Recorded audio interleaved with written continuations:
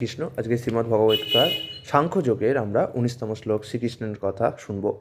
য এনং বেত্তি হন্তরং যশ্চৈনং মন্যতে হতম উভৌ তো ন বিজানিত নায়ং হন্তি ন হন্যতে। অর্থাৎ যিনি জীবাত্মাকে হন্তা বলে মনে করেন, মানে যে এমন কেউ যাকে হত্যা করা যায় তাকে বলা হয় হন্তা। যিনি জীবাত্মাকে হন্তা বলে মনে করেন কিংবা যিনি একে নিহত বলে ভাবেন, তারা উভয়ই আত্মার প্রকৃত স্বরূপ জানেন না। কারণ আত্মা কাউকে হত্যা করেন না এবং কারো দ্বারা নিহতও হন না। প্রভুপাদের তাৎপর্য বলছেন, যখন কোনো দেহধারী জীব মারাত্মক অস্ত্রের দ্বারা আঘাত হয় তখন জানতে হবে যে দেহের মধ্যে আত্মার মৃত্যু হয় না। আত্মা তখন তার সেই দেহে বাস করতে পারে না। বাস করার অনুপযোগী বলে আত্মা তখন সেই দেহটি ত্যাগ করে। যারা মূর্খ তারা আত্মার এই দেহত্যাগ করাকে আত্মার মৃত্যু বলে মনে করে। কিন্তু পরবর্তী শ্লোকে আমরা জানতে পারবো আত্মা এত সূক্ষ্ম যে কোনো অস্ত্রের দ্বারাই তাকে হত্যা করা সম্ভব নয়।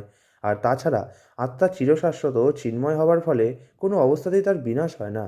যার মৃত্যু হয় অথবা মৃত্যু হয়েছে বলে মনে হয় তা হচ্ছে জড় দেহটি মাত্র। অবশ্য তা বলতে এটি বোঝায় না যে দেহটিকে হত্যা করলে কোনো অন্যায় হবে না। বেদে নির্দেশ দেওয়া হয়েছে, মা হিংসাৎ সর্বাভূতানি, কোনো জীবের প্রতি হিংসা করো না। কোনো জীবের আত্মিক সত্তাকে হত্যা করা যায় না। এই উপলব্ধি হওয়ার ফলে প্রাণী হত্যায় উৎসাহ লাভ করা কিন্তু উচিত নয়। বিনা কারণে অন্যায়ভাবে যখন পশু হত্যা করা হয় তখন তাতে অবশ্যই পাপ হয়।